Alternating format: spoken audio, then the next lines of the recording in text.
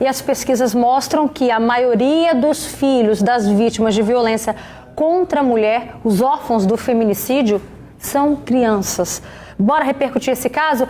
Aqui no nosso estúdio eu recebo o psicólogo Alexandre Brito e também a advogada Amanda Magalhães, que trabalha com mulheres que sofrem esse tipo de violência. Boa tarde. Obrigada pela participação de vocês. Uma pena que é pra gente debater um assunto que a gente vê assim, o quanto todos que estão ali sofrem por conta dessa violência que parece não cessar nunca, né, Amanda? Boa tarde. Boa tarde, Roberta. Boa tarde a todos. Boa tarde, nobre colega.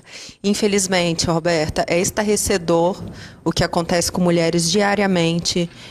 O anuário, né, do Fórum Brasileiro de Segurança Pública trouxe dados novos. O número de feminicídio deu até uma caída de 1,71%, mas o número de violências, né, de lesões corporais, ameaças, continua aumentando. E essa conta uma hora vai chegar. A pergunta que a gente se faz diante desse caso que a gente noticiou hoje, Alexandre, tem várias questões para a gente trabalhar, mas a principal delas é: qual o trauma que fica na vida dessa criancinha? Boa tarde. Boa tarde, Roberta. A gente vê com muita infelicidade uma notícia como essa e o quanto isso pode afetar a criança, o seu desenvolvimento, quando a gente vê que já temos o Estatuto da Criança e do Adolescente, a Constituição também diz que é dever do Estado, da sociedade e das famílias cuidar das crianças. Então, o principal no momento para essa criança é a proteção, né? E pode desenvolver diversas questões nela que a gente não pode prever. Mas quem passa, criança que passa por uma violência doméstica, ela pode desenvolver algumas questões que possam atrapalhar ela nas suas relações interpessoais ou nas suas relações familiares. Então é muito preciso que ela tenha um cuidado em saúde mental para que esse estresse pós-traumático que venha a acometê-la, né, possa ser trabalhado, acolhido, escutado, respeitado, inclusive, que ela possa fazer o seu luto, que ela possa também tentar lidar com essa presença violenta na própria família. Então, pode desenvolver uma série de questões, Roberta. Ela pode ter, talvez, a gente não pode prever, mas é comum a criança ter regressões no comportamento. Então, se a criança tem 4 anos, ela começa a voltar a comportamentos quando tinha 2, quando tinha 1 ano de idade, como fazer xixi na cama, querer dormir com o responsável, ou uma dificuldade na alimentação, ou uma prisão de ventre, ou um refluxo, um problema de pele, enfim. Então, tudo isso tem que ser muito, dar muita atenção para essas questões que vão emergindo, isso é importante, não emergem de imediato. Não é algo que acontece logo após o evento, logo após o acontecimento. Um evento, uma situação pós-traumática, ela vai se desenvolvendo, tá? Então é preciso essa atenção continuada para a criança, seja das instituições, né, Conselho Tutelar, escola, o Estado, etc., tanto também família e profissionais da saúde, para que ela possa ali ter um desenvolvimento da melhor forma possível e que esses sinais vão aparecendo com o tempo, a gente precisa ficar atento a eles. Amanda, você que lida com vários casos de mulheres que estão em um momento, por exemplo, de separação, isso envolve violência doméstica, isso envolve, né, até mesmo as crianças. Como que existe uma preocupação dos pais em relação às crianças, ou você, como advogada, percebe que elas vão sendo esquecidas, assim, vão ficando em segundo plano? Sim, eu percebo que elas vão ficando em segundo plano. Primeiro, porque eu acho que o pai está em um momento de dor, né, ali o luto do fim do relacionamento, e ele acaba se fechando muito para si, em relação aos seus sofrimentos, né, a tudo de si que acaba por perder com o fim de um relacionamento, as brigas patrimoniais, eventualmente, né, implicam também na forma como a criança é atingida dentro desse sistema, dessa sistemática. Então, é muito comum, e eu costumo até dizer que é um dever de um advogado que trabalha com direito de família, ainda que tenha sido contratado pelo pai ou pela mãe, o seu cliente deve ser a criança, porque é aquele momento em que nem o pai nem a mãe tem condições, ou pai, mãe, tem condições de zelar pelo interesse dela. E aí, quando a gente vê um ápice da violência como essa que a gente noticiou hoje, né, em que o pai é o principal suspeito, a gente se pergunta qual é a referência que essa criança vai ter na vida, Alexandre? A mãe morreu, o filho viu a mãe morrer. O suspeito, o pai, que está preso. E aí, Alexandre? O pai e a mãe nem sempre são os genitores, né? Assim, a gente inventa os nossos pais, né? Às vezes a gente acaba criando um pai que não necessariamente é aquele que é o seu genitor, né? Aquele que ofereceu o material genético, vamos dizer assim. Então, a criança... Nesses casos, ela vai criando ali estratégias, né? E é importante que também um tratamento adequado contribua para isso, para que ela vá saber lidar com essa situação em que muitas vezes a principal referência ou a principal identificação que ela poderia ter é uma identificação que traz um cunho de agressividade, de violência, algo que pode comprometer. A criança pode ficar mais agressiva por conta de tudo isso que ela vivia? É possível que a criança lide com agressividade, Roberta, porque ela não tem a mesma capacidade que nós temos para tentar resolver os nossos... Mesmo nós, adultos, ainda temos algumas dificuldades para lidar com alguns sentimentos, com alguns afetos. A gente acaba repetindo de modo ativo aquilo que a gente sofre passivamente. Então, ela pode ter algum sinal de agressividade. É comum, porque é imprescindível que a gente entenda essa agressividade, Roberta, como um sinal de angústia. Não como uma perversão, como algo ruim, como algo que você tem que condenar a criança. Ela está pedindo, e às vezes ela vai pedir de modo quieto, inibida, ela pode ficar num canto, ela pode diminuir suas funções, como ela pode desenvolver agressividade. Todos esses são sinais de alerta, de ajuda que a criança vai pedir. É a forma dela se comunicar, É a forma dela se comunicar e pedir e implorar ajuda às vezes. Alexandre, são formas dessa criança expressar esse evento tão traumático que, com certeza, é algo que vai ficar marcado eternamente na vida dela, né?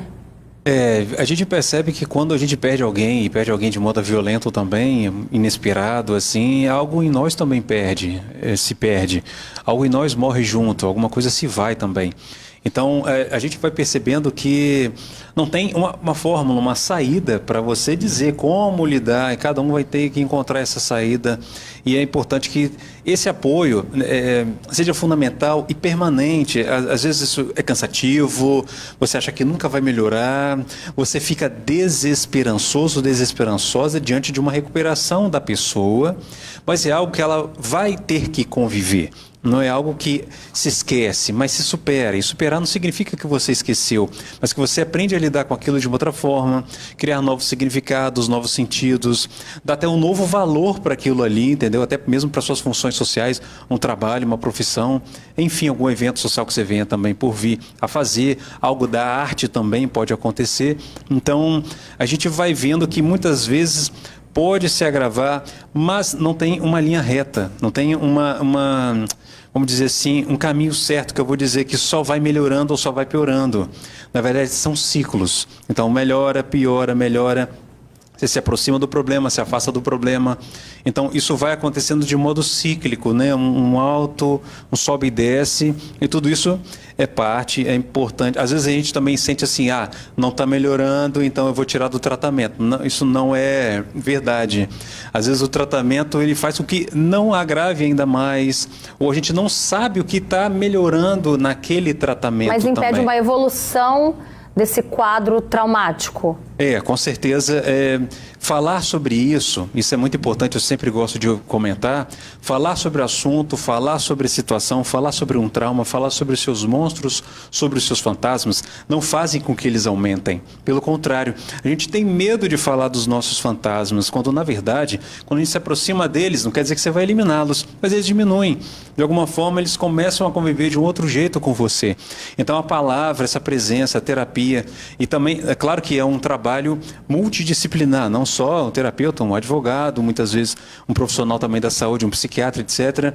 Outros profissionais, além da assistência social, tudo isso vai contribuir para que haja uma evolução positiva do quadro. Agora tem um detalhe que também me chama muita atenção, Amanda. 1 ano e meio, esse caso de hoje, né, dessa mulher que foi assassinada, ela já tinha tentado colocar um ponto final nesse relacionamento. Isso já acontecia, já vinha sendo trabalhado há 1 ano e meio. Por que é tão difícil assim os homens, né, aceitarem o fim do relacionamento? Isso é reflexo, Roberta, da sociedade patriarcal, né? Os homens ainda acham que as mulheres são uma propriedade deles, um objeto que deles eles podem dispor, enfim, fazer o que quiserem. Então, é como se ferisse o próprio ego dele, né? Como que a minha mulher vai me deixar? Não, ela não vai me deixar. Tem tanto essas histórias de se for terminar comigo, então eu prefiro morta. Isso é reflexo, né? Nos casos que você atende, você percebe esse comportamento do homem, essa obsessão pela mulher? Sim, sim. Muitas das vezes o homem sequer ama a mulher, ou muitas das vezes está traindo essa mulher de forma reiterada, né, há muito tempo, mas ainda assim ele mantém esse apego. É como se essa mulher é um sentimento de posse. É como se essa mulher fosse realmente uma prisioneira dele. E ela se sente prisioneira dele. Seja por conta de uma dependência emocional, de uma dependência patrimonial, porque ela não sabe que pode contar com, né, famílias, amigos, outras pessoas. Quantas vezes eu já escutei narrativas de mulheres que me falavam eu não tenho opção, eu não tenho para onde ir. Eu falei, faz a denúncia, a gente está do seu lado, você tem um suporte, você vai ver que dando o primeiro passo, esse suporte vai aparecer. E aparece. Todas elas voltam e falam, doutora, quando eu dei o primeiro passo, minha amiga, que eu não falava há muito tempo, apareceu, meu irmão começou... Por quê? Porque dentro de um relacionamento abusivo como esse, o homem, no caso de uma relação homem-mulher, ele vai minando todas as relações que você tem ao redor até te deixar tão solitária que você acha que a única opção que você tem é permanecer com ele. Entende? E olha só, vocês estão aqui comentando, a Amanda e o Alexandre, falando assim, é bem típico. Esse é um comportamento típico, esse perfil? Sim, sim. Eu não sei a origem disso dentro da cabeça masculina, né? De onde vem esse comportamento. Mas existe uma escalada da violência. Toda violência se inicia na psicológica. Não significa que depois da psicológica ela vai partir para ameaça, para lesão. Ela pode, me parece ser o caso, de violência psicológica, feminicídio, né? Existe essa possibilidade, mas sempre começa pela violência psicológica. Sempre através de dominância, sempre através de isolamento, de manipulações. Tanto que se formos analisar o tipo penal da violência psicológica, você vê manipulação, ridicularização, isolamento, o ato de tolir a liberdade de ir e vir dessa mulher. Através disso, é como se a mulher se perdesse, como se ela perdesse sua essência e a partir daí ela fica perdida. E é muito importante que ela saiba que ela tem saída. Existe uma legislação que é uma legislação completa. A mulher só precisa aprender a usufruir dessa legislação. Buscar ajuda, Defensoria Pública, Ministério Público, família, amigos. Peça socorro, não deixe chegar nesse ponto. Olha o comentário da Angelita Galdino. Ela fala, gente, a mulher grita socorro por 40 minutos e ninguém chama a polícia. Teve um outro comentário também que eu vi aqui. A própria Angelita, ela continuou, né? Acredito que se os vizinhos chamassem a polícia, talvez poderia ter ajudado essa pessoa, né? Por que ainda existe aquela cultura de, em briga de marido e mulher não se mete a colher? A gente já vem tanto reforçando isso. Era uma vida que poderia ter sido salva, Amanda? Ainda tem a ver, Roberta, com a questão de propriedade. A sociedade patriarcal ainda acha que a mulher é propriedade do homem. Volto nesse ponto, porque se essa mulher é propriedade dele, ele faz dela o que ele bem quiser. E não vou ser eu que vou influenciar. Com toda certeza, se um vizinho tivesse batido nessa porta, dado um grito, ei, fulano, estou escutando, vou chamar a polícia, a violência teria cessado, não chegaria nesse ponto. Acolhessem essa mulher, trouxessem essa mulher e os filhos para dentro da casa deles, vamos chamar a polícia, liga para o 190. A história poderia ter sido muito diferente, Roberta. Esse filho não estaria órfão, essa mãe não teria perdido a filha e essa mulher tão jovem não teria perdido a oportunidade de viver uma vida plena. Alexandre, eu sempre pergunto, já fiz essa pergunta aqui em outros momentos no programa, que é o seguinte: como que uma mulher consegue se livrar de um relacionamento como esse? Identificou que é um relacionamento abusivo. Eu queria que você falasse isso pra gente, mas eu também queria que você desse uma resposta para os homens. Como que os homens podem começar a trabalhar neles essa mudança? Tipo, eu preciso deixar com que ela siga a vida dela e eu também preciso seguir minha vida. Primeiro, para as mulheres, elas têm que identificar que isso está acontecendo, porque às vezes você não percebe. É quase que algo automático, é como se você estivesse é como se você estivesse dentro da água e não sabe que está dentro da água, vamos dizer assim, né? Até que começa a sentir a falta de ar. Veja bem, para você saber que você está num ciclo abusivo, né, ele tem algumas fases que a gente pode identificar, e se você se identifica com algum deles, isso já mostra que provavelmente é um sinal alerta, às vezes até mesmo vermelho. Porque, em geral, começam com essas violências de depreciação, essas questões de te colocar para baixo, ou de ofensas verbais, começa a te privar, tirar das relações sociais. Em seguida, pode haver ali uma violência ainda mais manifesta, que pode ser tanto psicológica quanto uma violência física. Logo em seguida, é comum, a partir desse episódio, o arrependimento. A pessoa se sente mais culpada, ela se mostra arrependida, volta para você. É o famoso lua de mel. Lua de mel, uma nova lua de mel ali após episódios de agressividade e violência. E depois segue para outra etapa do ciclo, que é o acúmulo da tensão novamente. Então vai ter o acúmulo da tensão, vai ter o episódio de violência, que pode ser psicológico ou não, que pode ser física, inclusive, e depois vai quebrar seus pertences. Exatamente, e depois volta para a questão ali de pedido de desculpa. Então, esse é um sinal de alerta, se você percebe isso está acontecendo, e às vezes você não consegue sair disso, você se identifica, você se envolve, você às vezes se sente culpada pelo que o outro faz com você. Você se acha no dever de curar aquela pessoa. Exato. Não, ele vai mudar, eu vou conseguir fazer com que ele mude. Mas não depende de você, e você não tem essa capacidade, né? Perfeito. Só uma entrega em terapia seria possível. E é uma esperança ruim essa. Existem esperanças ruins também, tá, Roberta? Em geral, a esperança nos poupa, né, de viver coisas ruins, mas nesse caso a esperança é uma esperança ruim, né? Então, falar sobre isso, procurar pessoas, falar abertamente, não guarda isso só para você. Sim, é o primeiro alta. passo. Você não consegue sair disso, procure alguém para falar sobre isso. Quanto aos homens, Roberta, é uma grande dificuldade falar sobre os sentimentos. Que coisa absurda. Às vezes um homem que me procura para um atendimento psicológico é porque a mãe levou, a esposa levou, a filha carregou no braço e levou até o atendimento. Então é como se eu fosse falar dos meus sentimentos, das minhas dificuldades, dores e angústias, eu fosse menos homem, ou como se isso fosse atrapalhar algo da minha masculinidade. Mas que masculinidade é essa que só sabe competir, ou eu ou você? Uma masculinidade ali que vive na base da agressividade, uma masculinidade que faz a posse. Isso não é masculinidade, é qualquer outra coisa, é tirania, é violência, é violação. Então, falar sobre você, essa questão de engole o choro, que também traz nessa educação do masculino o tempo todo, essa competitividade. Então, homens não choram, né? Homens não choram. Tudo isso faz com que os homens não procurem ajuda, mesmo com o sofrimento. Aí que está, essa é a grande questão. Veja bem, Roberta, chorar, inclusive, já que a gente está falando sobre isso, inclusive, alguns estudos demonstram que chorar é, inclusive, algo que contribui para que você não cometa um ato de violência, nem contra o outro, nem contra você mesmo. Por quê? Porque você entra em contato com seus sentimentos. Então, você não desvia o que você sente para outra coisa. E esse desvio pode ser a violência. Então, você ter coerência com o que você sente é fundamental.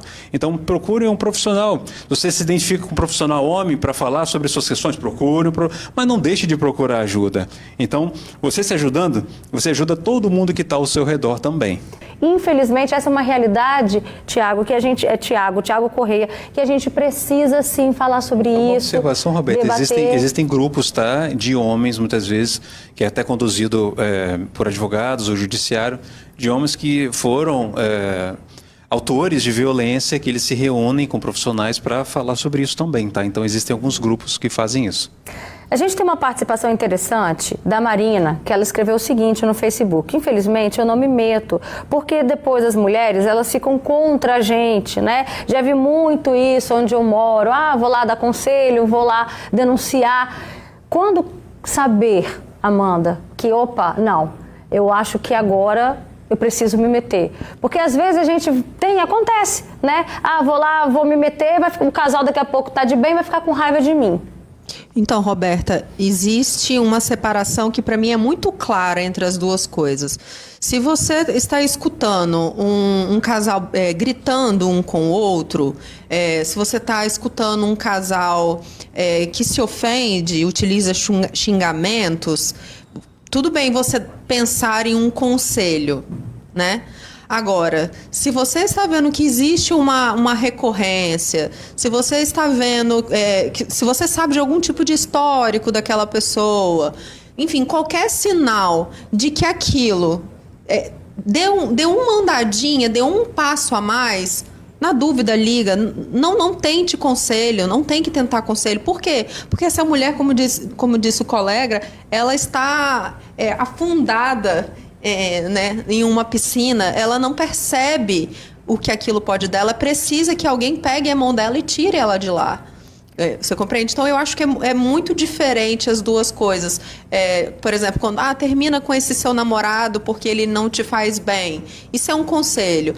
Numa dinâmica em que você está escutando gritaria, gritos de socorro, você está vendo que essa mulher está aparecendo com hematomas. Você não precisa perguntar para ela se ela quer que você denuncie. Porque um crime de lesão corporal, na verdade, né, a maior parte dos crimes que estão insertos dentro da violência doméstica são o que a gente chama de ação penal pública incondicionada. Então, não depende nem da representação da mulher, basta que essa informação chegue até o Ministério Público, que essa pessoa pode ser denunciada. E, Alexandre, ela trouxe um relato importante para a gente finalizar esse assunto aqui. O que explica essas pessoas que não têm um comportamento agressivo e, de repente, pode levar a um final tão traumatizante? Muitas vezes os sinais podem ser sutis, a gente não consegue prever, né, essas questões, mas em geral, Roberto, o que acontece é que eles poderiam estar bem enquanto estavam juntos. Na verdade, ela comentou que estavam bem enquanto estavam juntos, apesar de alguns sinais de questões, né, de cortar algumas amizades. Mas provavelmente a gente tem que ver isso quando acontece no final do relacionamento, o que acontece a partir daí. Tá certo, gente. E tem uma outra questão, Roberta, que é a vergonha. Às vezes ela diz que não sabia de violência, mas as violências aconteciam e a irmã não tinha coragem de contar para ninguém. Muitas mulheres em situação de violência se sentem envergonhadas de admitir que estão se submetendo a esse tipo de violência. Então, é um ponto algo extremamente importante de ser debatido aqui no nosso programa. Quem sabe a gente leva esse assunto mais adiante numa outra oportunidade. Obrigada, Amanda. Obrigada, Alexandre Brito, pela participação de vocês aqui no programa, viu? Obrigada.